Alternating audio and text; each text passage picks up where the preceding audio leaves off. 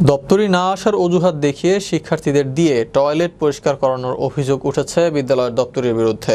ভারপ্রাপ্ত প্রধান শিক্ষক বাবুল হোসেন নিজেই সত্যতা স্বীকার করেছেন। সম্প্রতি একটি ভিডিও ক্লিপে শিক্ষার্থীদের টয়লেট পরিষ্কার করতে দেখা গেছে। শরীয়তপুর প্রতিনিধি হৃদয় মোল্লার তথ্য ও ছবিতে বিস্তারিত থাকছে ডেস্ক রিপোর্টে।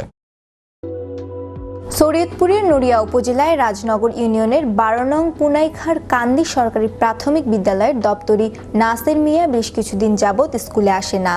তাই কোমলমতি শিক্ষার্থীদের স্কুলে টয়লেট পরিষ্কার, শ্রেণী ও বারান্দা এবং মাঠ ঝাড়ু দেওয়া সহ বিভিন্ন কাজ করতে হয়। এই ঘটনায় এলাকায় জানাজানি হওয়ায় ক্ষোভের সৃষ্টি হয়।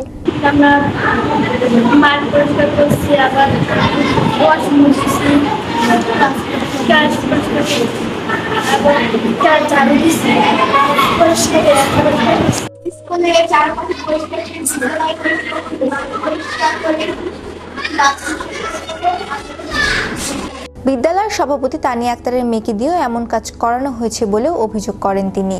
আমার মেয়ে ছোট, আমি জিজ্ঞেস করছি কয়েকটি আম্মু আমাদের ঝাড়ু দেওয়া, এটা আমি তো বলো নাই যে আমার আম্মুর কাছে যাই বলে দিন। কয়েকটি বলছি আমি কে দেওয়া হয়েছে, কয়েকটি ওই যে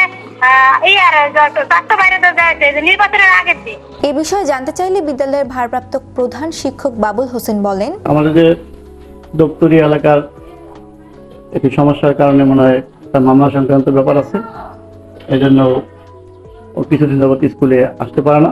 8 তারিখে নির্বাচনের দিন আমার এটা ভোট কেন্দ্র, তো ওই দিন নির্বাচনের মোটামুটি রুমগুলো একদম অবশ্যই অপরিষ্কার ছিল। ওয়াশগুলো যখন আমরা পরিষ্কার করতে যাই তখন আমাদের উপরে ক্লাসের ছাত্রছাত্রীরা আসে, ওরা তখন বলতে চাচা আমরা দেই, আপনারা বসেন। তখন ওই বাচ্চারা কিছু ওইগুলো পরিষ্কার করছে। খবর নিয়ে এর সত্যতা পেলে ব্যবস্থা গ্রহণ করার কথা জানান উপজেলা প্রাথমিক শিক্ষা কর্মকর্তা। আমি যখন জানি না, জানতে হবে বিষয়টা কি, আমি জানতে হবে, খবর নিব, এরপর আমার ব্যবস্থা নেব কি করা যায় আইনত। ঠিক আছে, খুব দ্রুত এই সমস্যার সমাধান করবে বিদ্যালয় কর্তৃপক্ষ। স্কুলে ফিরবে কোমলমতি শিক্ষার্থীরা, এমনটাই চাওয়া এলাকার সচেতন মহলের। শ্রেয়া রায়, বিশ্ববাণী 24, ন্যাশনাল ডেস্ক।